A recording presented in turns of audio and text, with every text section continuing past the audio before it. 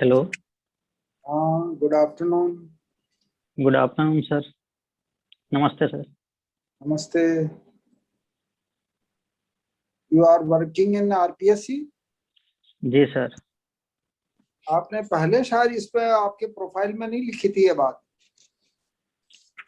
Sir मैंने भेजा था सर को, शायद आपके पास आया नहीं होगा। हाँ, हो सकता है मैं भी पास कर। आप अभी वहां पर यू आर डूइंग जॉब। जी सर, मैं एलडीसी के पद पर कार्यरत हूँ 1.5 साल से। अच्छा अच्छा। आपने एसबीआई में भी काम किया था। हाँ सर, मैंने 4 महीने एसबीआई में काम किया as a clerk. Good good good good. तो वहां से क्यों ड्रॉप किया आपने। सर क्योंकि कॉलेज के बाद से ही सर मैंने सिविल सेवा में जाने का मन बनाया था, और बीच में घरेलू और आर्थिक स्थिति को देखते हुए मुझे तात्कालिक रूप से एसबीआई ज्वाइन करना पड़ा था। तो उसके बाद सर मैंने वापस से अपनी तैयारी कंटिन्यू रखी थी। अच्छा, अब आरपीएससी में मतलब अभी तो फिलहाल तो आप जो है जूनियर तम पोस्ट पे ही हैं।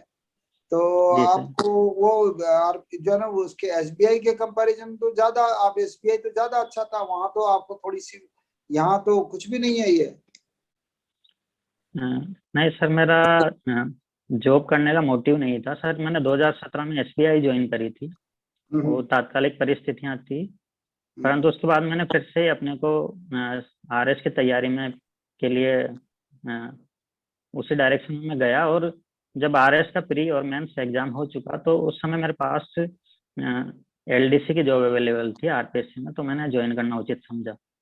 अच्छा, एक बात बताइए जी, जी आपने सर। इतनी बीटेक कर रखा है बहुत सारी, और वो भी आईआईटी मुंबई से।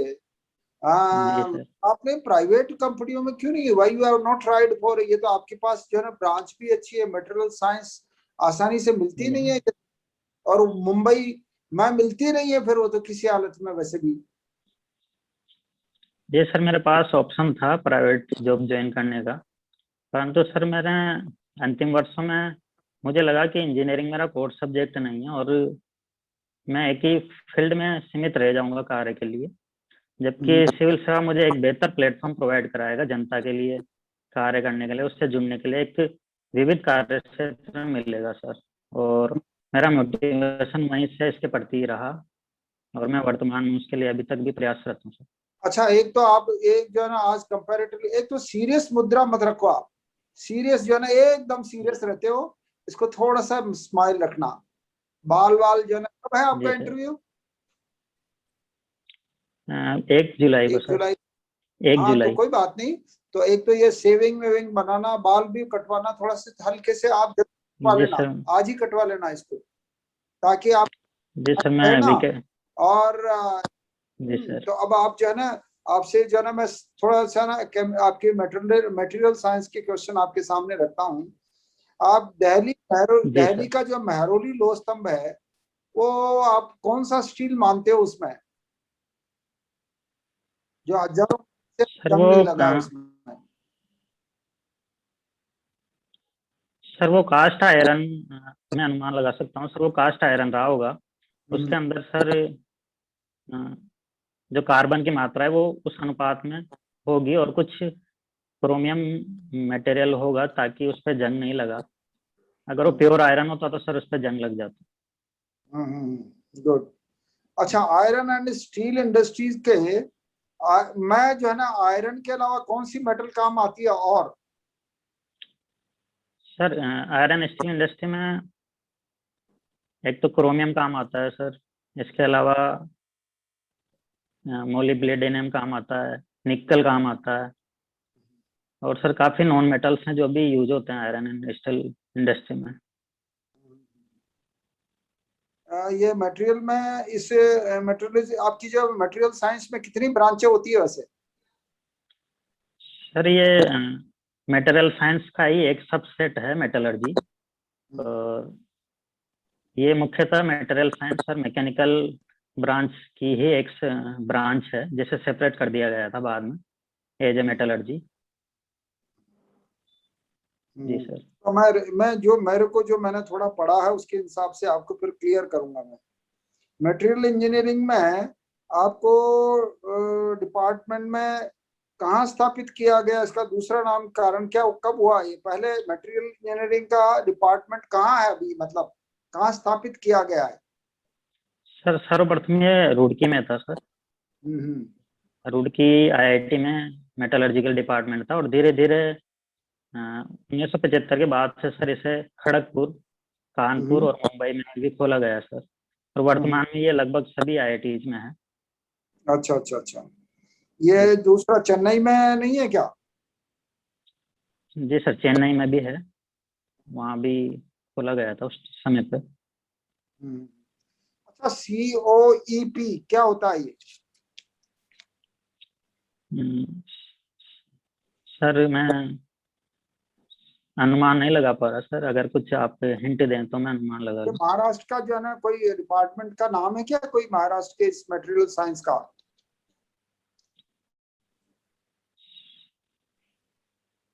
सी सॉरी सर ओ मैं सी ओ ई पी है ये, आपने जहां पर मुंबई में ही कहीं पर है इसका C O E P branch? Sorry sir मैं अनुमान नहीं लगा पा रहा। चलिए, कोटा कॉलेज को पहले क्या नाम था इसका, कोटा कॉलेज का? हम्म, सर कोटा यूनिवर्सिटी की बात कर रहे हैं सर आप, नहीं नहीं जहाँ नहीं, मैं तक। कोटा का प्राइवेट जो ना आर्ट्स कॉलेज है ना, मतलब राजकीय गवर्नमेंट कॉलेज, उसका नाम क्या था, प्राचीन नाम जो ब्रिटिश पीरियड में? सर हमारा भीम सिंह गवर्नमेंट कॉलेज हो सकता है सर, मैं श्योर नहीं हूँ। चलो मैं बताता हूँ अभी। गर्ल्स कॉलेज के लिए गर्ल्स कॉलेज का नाम क्या है यहाँ के गवर्नमेंट कोटा के? तो सर जानकी हम्म। देवी बजाज महाविद्यालय। ये किसने बनाया था ये? सर ये सर आज़ादी के बाद इसकी स्थापना हुई थी सर, मैं एग्जैक्ट याद नहीं कर पा रहा है बनाया किसने था। हम्म। चलो, कोटा में कौन सी मूर्ति जो है वर्ल्ड की प्रदर्शनी में गई थी? अभी कुछ वर्षों पहले न्यूज़पेपर में भी था, और कई दिनों तक इसको आया था कि ये बहुत फेमस मूर्ति थी जो कई सारी प्रदर्शनियों में, वर्ल्ड की कई सारी एग्जीबिशन में गई थी वो। सॉरी सर मुझे जानकारी नहीं है। चलो, एक वहां पर म्यूजियम में एक मूर्ति और रखी है जो बहुत फेमस है कोटा के, जी आपने सर, देख? यहाँ ये सर म्यूजियम देखा है मैंने। हम्म, कौन सी है वहाँ? सर वहाँ पे सर एक हाथी की प्रतिमा है। चलो मैं और अभी सर रिव्यू कर बताऊंगा, है ना? जैसे ये, मुझे हाँ, अनुमान लगा तो लगा सकते हो आप। जैसे सर वहाँ हाथी और पशु पक्षियों की मूर्तियां हैं, इसके अलावा तलवार और कुछ बर्तन वगैरह की है, बाकी तो मुझे एग्जैक्टली याद नहीं आ रहा। आप चलो, अच्छा, इस एक बारे में डीसीएम में क्या प्रोडक्शन होता है, डीसीएम फैक्ट्री में? सर वो केमिकल फैक्ट्री है, वहाँ पर मुख्यतः फर्टिलाइजर का उत्पादन किया जाता है। Very good, very good. अच्छा, खाद का एक कारखाना और है वहां पर, कहाँ पर है कोटा में? सर ये गडेपान फैक्ट्री में है, वहाँ पर चंबल फर्टिलाइजर्स नाम है। Very good. अच्छा, चलो आपका मैं रिव्यू कर लेता हूँ। पहले जो है क्वेश्चंस का, आपने जो है ना दिल्ली मेहरौली लो स्तंभ का तो आपने सही जवाब दिया है, जी कि सर। उस दो तीन ये हो सकता है, ये वो, क्योंकि वैसे बहुत सारे लोगों ने अभी तक अनुमान ही लगा रहे हैं, क्योंकि किसी को अभी एक्चुअली पता लगा नहीं है उसका। लेकिन हाँ, ऐसा माना जाता है कि आप जो कह रहे हो ना, क्रोमियम हो सकता है, और ये दूसरी दो तीन धातुएं हो सकती है।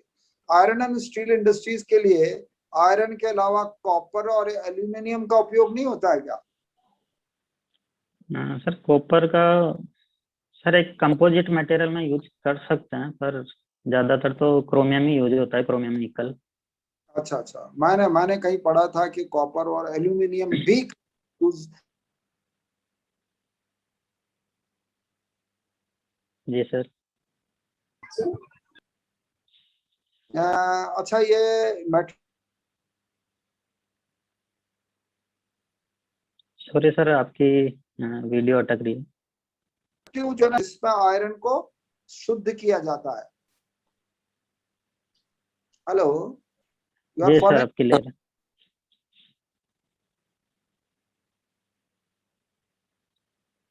सर हल्का हल्का डिस्टरबेंस आ रहा है। फिजिकल जिसमें जो है उसको अलग होने के बाद में जो है वो ये स्टील बनाया जाता है। वो जी सर।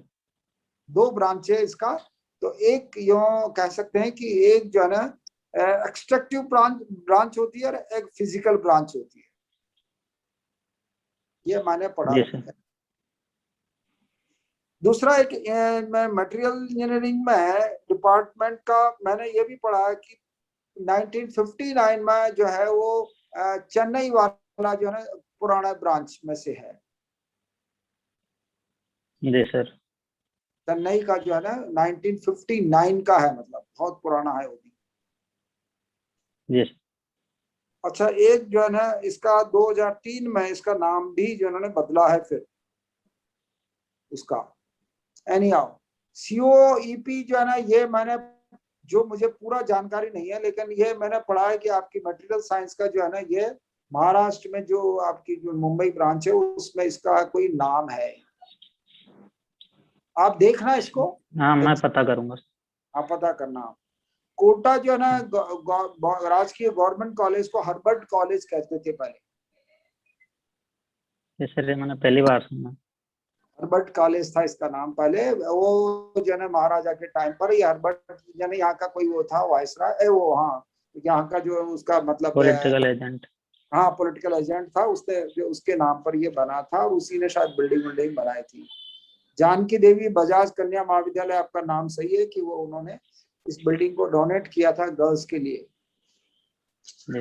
वो वर्ल्ड की एक कौन सी मूर्ति थी जो बाहर कई सारी एग्जीबिशन में गई थी, बहुत चर्चित मूर्ति रही है, वो झालरी वादन की है जिसमें एक लड़का जो है ना झालर बजा रहा है ऐसे, और वो जी न्यूज सर। कई बार आया था वो। और वो गुप्तकालीन मूर्ति है, यूं कह सकते हैं 1500 वर्ष पुरानी मूर्ति है वो। तो उसका कई बार चर्चा में आ रही है। एक म्यूजियम में और मूर्ति है जिसको शेष शाही विष्णु की मूर्ति का नाम आपने सुना हो तो। शेष शाही विष्णु की मूर्ति वहां की बहुत फेमस मूर्ति है, जो कि मतलब बहुत कम जगह ऐसी मूर्ति पाई जाती है जिसमें उसका जो है ना वो साइंटिफिक आधार पर बनी है वो मूर्ति कि पलंकार ये कैसा होता है, उसमें बहुत सुंदर मूर्ति है वैसे भी वो। शेषशाही जी विष्णु सर। उसका। डीसीएम फैक्ट्री का फर्टिलाइजर की ब्रांच है वो, फर्टिलाइजर फैक्ट्री है, और चंबल फर्टिलाइजर आपका सही था गोविंद जी जी। सर। आप जो है ना वहीं पर रहते हैं तो आपने आपका तो बीटेक भी कर रखा है आपका जो है ना, बस केवल आपका जो है ना चेहरे की रौनक बदलनी है आपको, आपका जी कॉन्फिडेंस सर। बदलना है। ये सारे क्वेश्चंस तो इस तरह के तो पूछे नहीं जाने वाले आपसे, बहुत कम लोग होते हैं जो साइंस की इतनी सारी डेप्थ वाली। ये तो मैं केवल आपके लिए जो है ना मैंने डिफिकल्ट क्वेश्चन इसलिए कि आप बीटेक हैं तो, और साइंस में अभी वहां पर तो वो तो छोटा सा काम कर जी रहे हो आप। सर। कंपैरिजन, आपके कंपैरिजन जैसा वाला उस वहां का तो सवाल पूछ भी नहीं सकता था कि आरपीएससी में क्या काम कर रहे हो, तो छोटा काम कर रहे हो आप तो, इसलिए क्वेश्चंस मैंने आपके लिए थोड़ा डिफिकल्ट रखे हैं। मैं जी समझता सर। हूँ आपको जो है ना ये बाल बाल थोड़े से पहले ही कटवा लेना चाहिए, तो ताकि नहीं लगता कि आपके जो है ना वो नहीं लगता कि अभी अभी कटवाया, पर लेकिन फिर भी थोड़ा सा इसको ट्रिमिंग आज करवाना। आज कटवा लूंगा। हाँ चलो, Govind ji I wish for the best, wish you best of luck. मैंने पहले थैंक यू ध्यान सर। दिया था कि आप आरपीएससी में काम कर रहे हो, वहाँ कुछ लोग जानते हैं क्या आपको? सर ऐसे कभी कभी जो ऑफिस वर्क है उससे रिलेटेड ही मुलाकात होती है। अच्छा, अभी क्या काम देख रहे हो वहाँ? अभी तो मैं स्टोर सेक्शन में हूँ सर, जो स्टोर की सामग्री वगैरह से रिलेटेड। यार आप बीटेक होकर आप वहाँ छोटा काम कर रहे हो, मुझे तो आईआईटी, मुझे तो आपको लगना चाहिए था कि आपको बड़ी कंपनी में जाना चाहिए था। ये तो गवर्नमेंट की नौकरी में आरएस भी बन जाओगे तब भी कुछ नहीं होने वाला। मुझे तो अच्छा लगता है। चलिए, आई wish for the best, wish you best of luck, आपकी आरएस की थैंक बधाई। You sir.